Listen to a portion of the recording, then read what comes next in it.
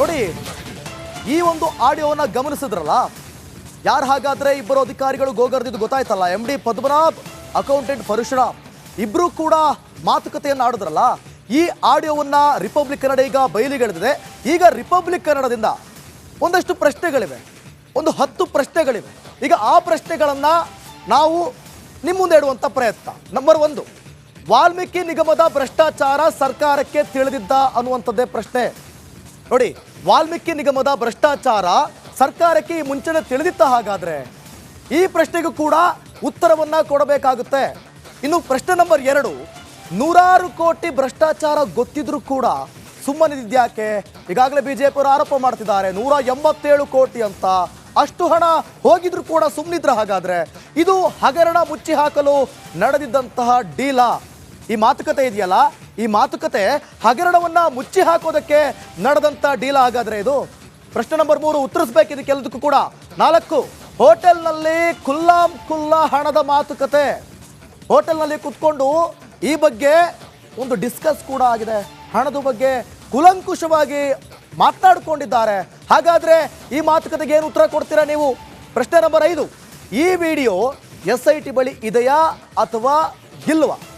ಅಂದ್ರೆ ಏನು ವಿಚಾರಣೆಯನ್ನ ಮಾಡ್ತಿದ್ದಾರಲ್ಲ ಈಗ SIT, ಆ ವಿಡಿಯೋ ಎಲ್ಲವೂ ಕೂಡ ಇಟ್ಕೊಂಡು ವಿಚಾರಣೆ ಮಾಡ್ತಿದ್ದೀರಾ? ಆ ವಿಡಿಯೋದಲ್ಲಿರೋರಿಗೆ ನೋಟಿಸ್ ಕೊಟ್ಟಿದ್ದಾರಾ? ಪ್ರಶ್ನೆ ನಂಬರ್ 6, ಗೊತ್ತಿದ್ರು ಕೂಡ ದದ್ದಲ್ ವಿಚಾರಣೆ ಇಷ್ಟು ವಿಳಂಬ ಯಾಕೆ? ರಿಪಬ್ಲಿಕ್ ಕನ್ನಡ ಮೊದಲ ದಿನದಿಂದಲೇ ಶಾಸಕರೆಲ್ಲಿ ಅಂತ ಪ್ರಶ್ನೆ ಮಾಡಿದ್ವಿ. ಈಗಲೂ ಅದೇ ಪ್ರಶ್ನೆ. ಇಷ್ಟೆಲ್ಲ ಆದರೂ ಕೂಡ ಶಾಸಕರಿಗೆ ವಿಚಾರಣೆಯನ್ನು ಕರೋದಕ್ಕೆ, ಅಂದ್ರೆ ಅಧ್ಯಕ್ಷರಿಗೆ ದದ್ದಲ್ ಅವರನ್ನ ವಿಚಾರಣೆಗೆ ಕರೆಯೋದಕ್ಕೆ ಲೇಟ್ ಯಾಕೆ? ಪ್ರಶ್ನೆ ನಂಬರ್ 7, ನಾಗೇಂದ್ರ ವಿಚಾರಣೆಗೆ ಮೀನಾಮೇಷ ಸರಿನಾ?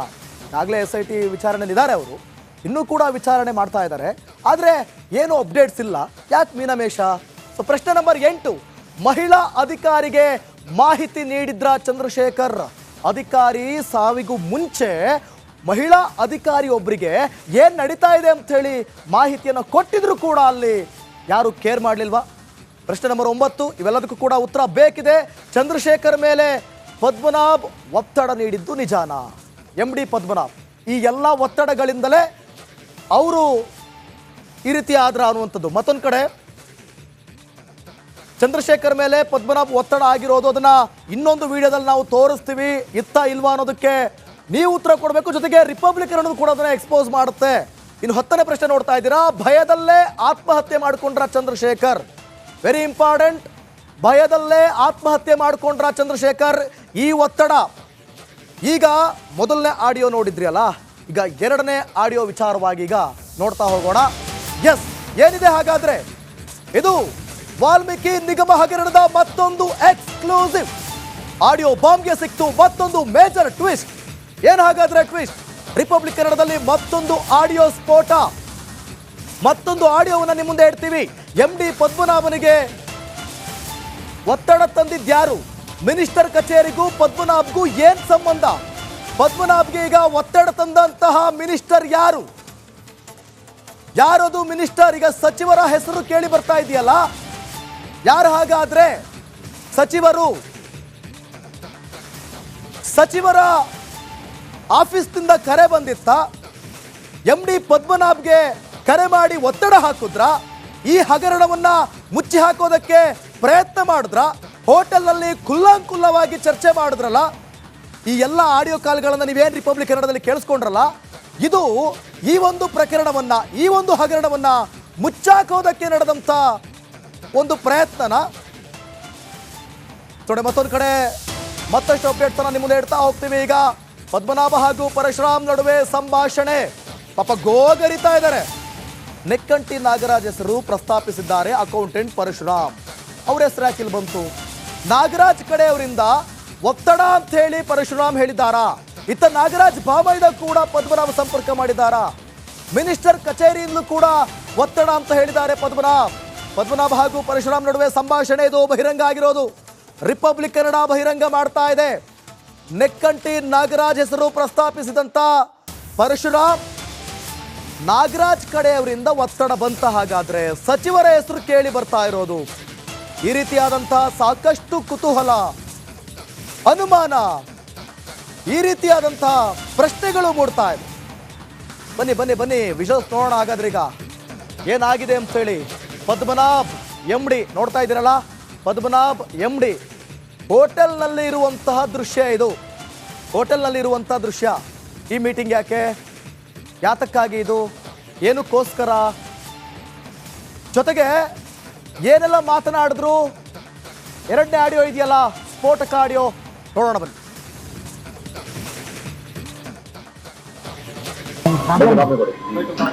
ದುಡ್ಡು ಬ್ಯಾಂಕ್ನವ್ರು ಪ್ರಾಬ್ಲಮ್ ಆಗುತ್ತೆ ಸರ್. ಅದು ಏನು ಬ್ಯಾಂಕ್ನವರು ಈಗ ಕೇಸ್ ಮಾಡ್ತಾವಲ್ಲ, ನಮ್ಮ ದುಡ್ಡು ನಮ್ಗೆ ಕೊಡ್ತಾರ ಅವರು ಅಂತ. ಈಗ ಅಧ್ಯಕ್ಷರಿಗೆ ಹೇಳೋದ ಬಿಡುವ ಅಂತ? ಇಲ್ಲ ಸರ್, ಅಧ್ಯಕ್ಷರಿಗೆ ಗಮನಕ್ಕೆ ತರಬೇಕು ಅಂತ ಹೇಳಿದ್ರೆ ದೊಡ್ಡ ದೊಡ್ಡ ಅಂತ ಮಾಡಾಕ್ತಾರೆ. ಈಗ ಸೋಮವಾರ ಮಂಗಳವಾರ ಬುಧವಾರ 3 ದಿವಸ ಬಿಡೋಣ, ಒಂದು ದಿವಸ ಮ್ಯಾನೇಜ್ ಮಾಡಿ ಕಳಿಸಿ.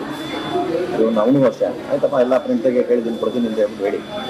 ಆಮೇಲೆ ಇನ್ನೊಂದು ನಿಮ್ಗೆ ಏನು ಅಂತಂದ್ರೆ, ಏನು ಯೂನಿಯನ್ ಬ್ಯಾಂಕ್ ಆಫ್ ಇಂಡಿಯಾ ಅದು ಇದೆ, ಅದನ್ನ ಕಂಪ್ಲೀಟ್ ತೋರಿಸ್ದೇನೆ ನಾವು ಮ್ಯಾನೇಜ್ ಮಾಡೋಕ್ಕಾಗಲ್ಲ ಸರ್. ಹೆಂಗೆ ಮ್ಯಾನೇಜ್ ಮಾಡೋಕೆ? ಅಕೌಂಟೇ ತೋರಿಸ್ತೀರಾ? ಅಕೌಂಟೇ ತೋರಿಸಲ್ಲ. ಅಲ್ಲ ಸರ್, ಎಲ್ಲ ಗೊತ್ತಾಗುತ್ತಲ್ಲ ಸರ್ ಎಲ್ಲರಿಗೂ. ಗೊತ್ತಾಗ್ದಿರಾ, ಫಾರ್ ಎಕ್ಸಾಂಪಲ್ ಗೊತ್ತಾಗಲ್ಲ ಅನ್ಕೊಳ್ಳಿ. ಇವಾಗ ಏನು ಅಮೌಂಟ್ ಇದೆ ಅದು ಒಂದು ಲೆಟರ್ ಕೊಟ್ಟು ಬೇರೆ ಅಕೌಂಟಿಗೆ ಟ್ರಾನ್ಸ್ಫರ್ ಮಾಡ್ಕೊಂಡ್ಬಿಡೋದು. ಅಲ್ಲ, ಆಡಿಯೋ ಕೇಳಿದ್ರಲ್ವಾ, ಸರ್ಕಾರಕ್ಕೆ ಪ್ರಶ್ನೆ ಮಾಡಿದ್ವಿ, ಸಚಿವರ ಹೆಸರು ಕೇಳಿ ಬರ್ತಾ ಇರೋದು.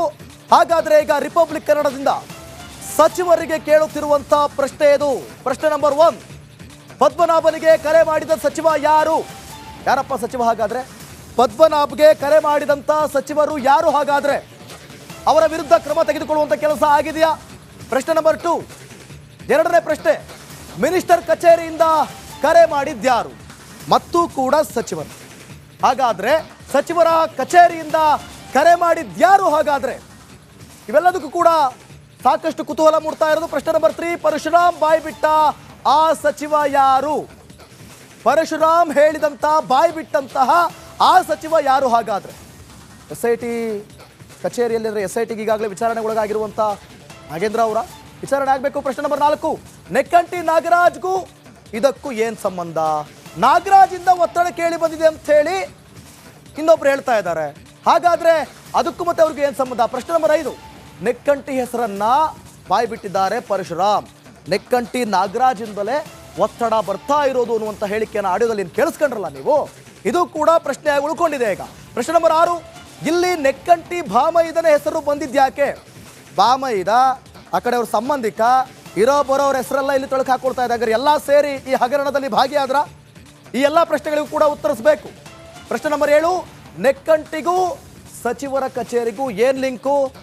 ಸಚಿವರ ಕಚೇರಿನ ಹಂಗಾದ್ರೆ ಹಗರಣದ ಕಚೇರಿ ಮಾಡ್ಕೊಂಡ್ಬಿಟ್ಟಿದ್ದಾರೆ ಇವ್ರು. ಹಾಗಾದ್ರೆ ಹಗರಣದ ಕಚೇರಿ ಮಾಡ್ಕೊಂಡಿದ್ದೀರಾ? ಏನ್ ಲಿಂಕ್ ಇದೆ ನಿಮಗೂ ಮತ್ತೆ ಅವ್ರಿಗೂ? ಇದಕ್ಕೂ ಕೂಡ ಉತ್ತರ ಕೊಡಬೇಕು. ಪ್ರಶ್ನೆ ನಂಬರ್ 8, ಪರಶುರಾಮ್ಗೆ ಮಿನಿಸ್ಟರ್ ಕಚೇರಿಯಿಂದ ಒತ್ತಡ ಇತ್ತ? ಆ ಆಡಿಯೋದಲ್ಲೇ ಹೇಳ್ರದಪ್ಪ, ನಾವು ಹೇಳ್ತಿಲ್ಲ, ಆಡಿಯೋದಲ್ಲೇ ಒತ್ತಡ ಬರ್ತಾ ಇದೆ, ಕಚೇರಿಯಿಂದ ಫೋನ್ ಕಾಲ್ ಬಂದಿದೆ. ಹಾಗಾದ್ರೆ ಒತ್ತಡ ಇತ್ತ? ಈ ಎಲ್ಲ ಪ್ರಶ್ನೆಗಳಿಗೂ ಕೂಡ ಉತ್ತರವನ್ನು ಕೊಡಬೇಕಾಗುತ್ತೆ. ಪ್ರಶ್ನೆ ನಂಬರ್ 9 ನೋಡ್ತಾ ಹೋಗೋಣ. ರಿಪಬ್ಲಿಕ್ ಕನ್ನಡ ಎಲ್ಲ ಆ್ಯಂಗಲ್ಗಳಿಂದಲೂ ಕೂಡ ಪ್ರಶ್ನೆಯನ್ನ ಮಾಡ್ತಾ ಇರೋದು. ಜೊತೆಗೆ ಈ 5